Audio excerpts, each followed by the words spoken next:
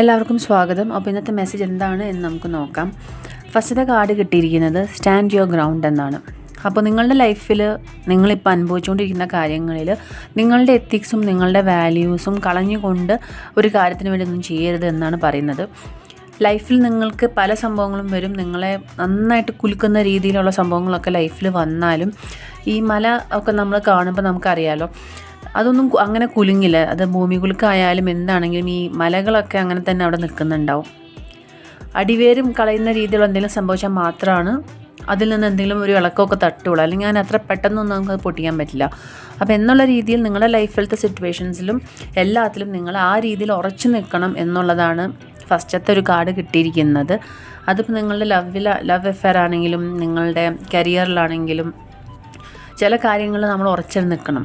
ഇപ്പോൾ നിങ്ങളുടെ ഓഫീസിൽ എന്തെങ്കിലും ഇഷ്യൂസ് ഉണ്ടാവുമ്പം അവരെ പേടിച്ചിട്ട് നിങ്ങളുടെ മൊഴി മാറ്റി പറയുക, അല്ലെങ്കിൽ നിങ്ങളിപ്പോൾ ഒരു കേസിലൊക്കെ പെട്ടിട്ടുണ്ട്, നിങ്ങൾക്കറിയാം ഒരാൾ നിരപരാധിയാണെന്ന്, പക്ഷേ മറ്റുള്ള ആൾക്കാരെ പേടിച്ചിട്ട് മാറ്റി പറയുക, അങ്ങനെയൊന്നും ചെയ്യാതെ നിങ്ങളിപ്പോൾ ആയിരിക്കുന്ന അവസ്ഥയിൽ എന്താണോ സത്യത്തിൻ്റെ കൂടെ നിങ്ങളുടെ വാല്യൂസ് എന്താണോ അതിൽ ഉറച്ചു നിൽക്കണം എന്നാണ് ഫസ്റ്റത്തെ മെസ്സേജ്.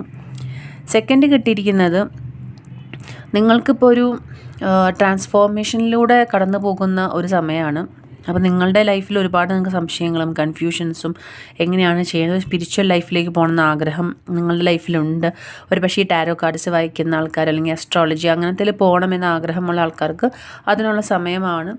ഒരു ഷിഫ്റ്റ് അല്ലെങ്കിൽ ഒരു പാരഡൈം ഷിഫ്റ്റ് നിങ്ങളുടെ ലൈഫിൽ കാണുന്നുണ്ട്. അതിനുള്ള റൈറ്റ് ടൈമാണ് എന്നാണ് പറയുന്നത്. ഇനി സംശയിച്ച് നിൽക്കാതെ അതിലേക്ക് തന്നെ നിങ്ങൾ കാലെടുത്ത് വെക്കണം.